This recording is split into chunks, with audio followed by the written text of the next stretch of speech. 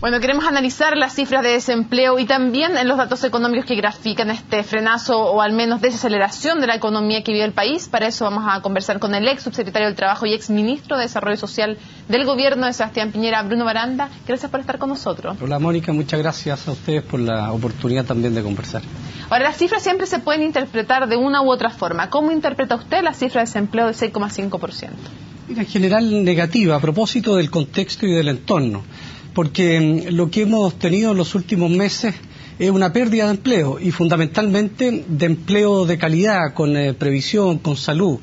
Y el debate en torno a la pobreza, la discusión en torno al combate precisamente la inequidad y la desigualdad, pues bien, el empleo y el empleo de calidad juega un rol relevante. En consecuencia, si es que uno desatiende un área importante de la economía que genera un impacto social tremendamente importante en las familias y especialmente en las familias de escasos recursos, pues bien lo que hace contradictoriamente entonces deteriorar todos los indicadores y aumentar la inequidad y la desigualdad.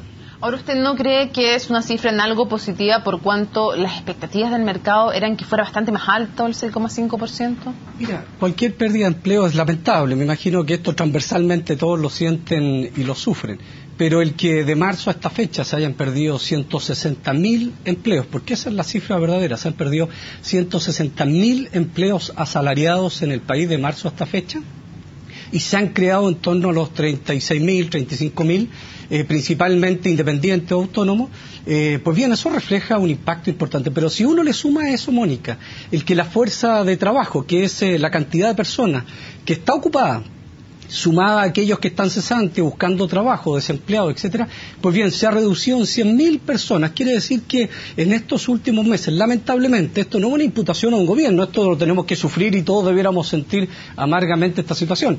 Han dejado de participar en el mundo del trabajo 260.000 personas. Y esa es una indicación tremendamente importante en razón además del contexto económico que estamos viviendo. Ahora, ¿cree usted que el gobierno está siendo complaciente, como acusan desde la Alianza, con las cifras de desempleo, o ve a un gobierno haciendo todo lo posible por frenar el desempleo? Mira, yo reclamo a veces, y lo digo en buena forma, yo creo que los temas de empleo debiéramos discutirlos desde más bien una perspectiva de política pública de Estado, debieran ser transversales independientemente de los énfasis que un gobierno le da. Pero hay señales muy inequívocas y hay señales muy contradictorias con esa voluntad de mantener empleos formales. Por ejemplo, hay una serie de proyectos de ley que dicen relación con la seguridad y salud en el trabajo, que apuntan al corazón de la calidad de los empleos, pues, teniendo a las personas como centro de su preocupación, y duermen en el Congreso y no son reactivadas.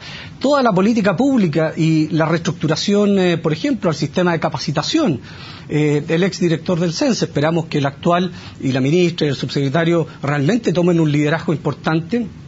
¿Cómo los ve? Por eso yo le pregunto cómo los ve hasta ahora, porque desde el gobierno, por ejemplo, la ministra del Trabajo dice que efectivamente se está haciendo todo lo posible, habla y pone como por ejemplo la capitalización de Codelco, la capitalización de Banco Estado, planes de obras públicas, planes de empleo y un plan de capacitación que incluye como 400.000 personas en todo el gobierno, pero es un plan que se califica desde el gobierno como bastante amplio. Por eso le pregunto, ¿esa es la postura del gobierno? ¿Usted los ve haciendo todo lo posible o los ve autocomplacientes con las cifras de desempleo? Yo quiero suponer la buena fe, pero hay una autocomplacencia, Mónica, importante. Por detalles. Por detalles, porque respecto, por ejemplo, a los esfuerzos y desafíos de capacitación, obviamente un elemento sustancioso para no solo mejorar la accesibilidad al empleo, sino la estabilidad en el empleo, es la formación para el trabajo de las personas y sobre todo el acceso a mejores remuneraciones. Pues bien, prácticamente iniciaron el programa y la ejecución presupuestaria del año 2014 en junio, las principales. Hay regiones como la Araucanía, donde justamente el intendente y la autoridad con mucha sensatez han hecho hincapié en que no solo la reivindicación territorial son los problemas centrales, sino que el combate a la pobreza. Y pues bien, se han perdido 6.000 empleos en esa región. Entonces, la pregunta que nos hacemos es cómo, si hay instrumentos y hay servicios públicos funcionales precisamente a mejorar esa accesibilidad y estabilidad en el del empleo no se están aplicando como corresponde. Respecto al futuro, hay dos opciones o dos visiones planteadas en el debate público. Desde el gobierno dicen que el 2015 va a ser un mejor año, que vamos a ir subiendo, y otros han puesto más bien el acento en creer que hay posibilidades de una recesión, palabra que jamás había pronunciado antes, pero que escuchamos a economistas ya mencionar. ¿En qué postura está usted? Mire, yo no soy economista, ni culto, ni especialista en esa área, pero obviamente que no puedo comprender que autoridades y líderes de opinión de la concertación supongan que expresiones como la de la propia directora nacional de FONASA, por ejemplo, no produzcan impacto. Si esa autocomplacencia dice relación también con cuestiones importantes, cuando ella, extralimitándose de toda su competencia, ni siquiera la ministra, el subsecretario, la ministra secretaria general de la presidencia, encargada, por ejemplo, de tramitar la legislación, o la propia presidenta, no, ella anuncia, por ejemplo, el término de la ISAPRE y un cambio rotundo, fundamental en el sistema, independientemente de la discusión de fondo respecto a la salud. Pues bien, lo que cuesta entender es que no se comprenda a ese nivel de autoridad y de responsabilidad el impacto que ese tipo de expresiones tienen de un jefe de servicio. No puede ser neutro. El sistema de ISAPRE obviamente deja de invertir. Razonablemente se genera incertidumbre en todo ese mercado, tanto laboral como de infraestructura, etcétera. Entonces, lo que ha sucedido, creo yo, es que con mayor o menor consistencia, coherencia, consecuencia, programación, han habido una serie de señales que han generado y deteriorado fuertemente la confianza. El hecho que haya disminuido la fuerza de trabajo desde 8.462.000 personas que estaban en marzo de este año integrando la fuerza de trabajo entre desempleados y ocupados, a 8.361.000 personas, más de 100.000 personas, pues bien, eso refleja una desconfianza, porque son 100.000 personas que dicen, mire, estaba trabajando y lo perdí, el trabajo, pero no tengo intenciones de buscar porque no tengo expectativa en encontrar un trabajo, o definitivamente no sigo buscando trabajo. Es un indicador tremendamente importante para medir los deterioros del mercado del trabajo. Para cerrar, ¿qué efectos cree usted que las reformas estructurales planteadas por la administración de Michelle Bachelet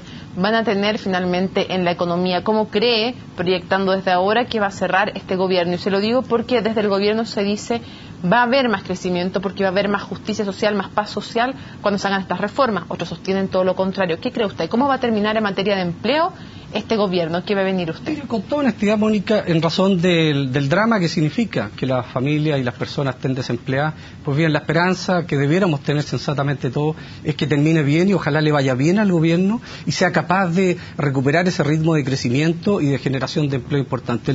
La principal herramienta para combatir la pobreza, precisamente el empleo de calidad, y para eso se requiere, obviamente, una educación y formación de calidad.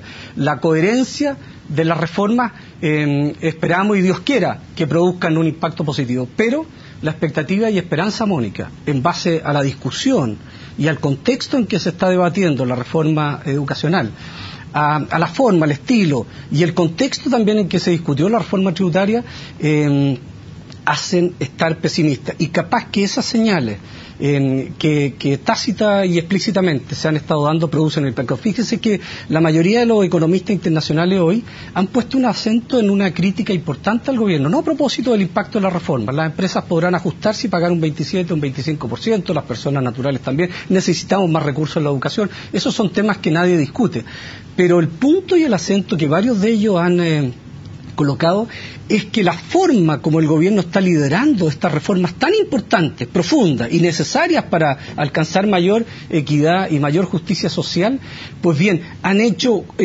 dudar de la experticia, de la capacidad, del profesionalismo de aquellos que lo están liderando y de los equipos. ¿Usted duda de la experticia de personas como, no se lo pregunto a usted, si usted comparte esa crítica, y duda de la expertise, por ejemplo, de la ministra del Trabajo, del ministro de Hacienda, del ministro de Economía y de la propia presidenta Bachelet? ¿Duda usted?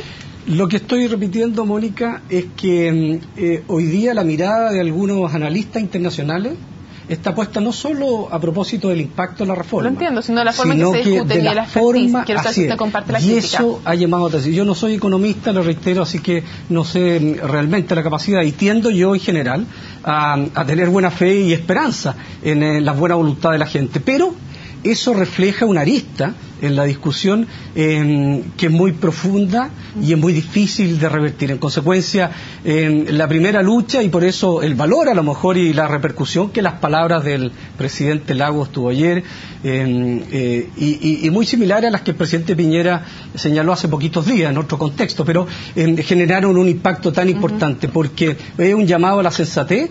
Nadie sobra en este mercado del trabajo y nadie sobra en la lucha y el combate a la pobreza que el país urgentemente necesita dar. Bruno Baranda, muchísimas gracias por habernos acompañado en CNN Prime. Buenas noches. Muchas gracias, Mónica. Muy buenas noches. Hacemos una pausa en las noticias y ya estamos rápidamente de regreso. Espérenos.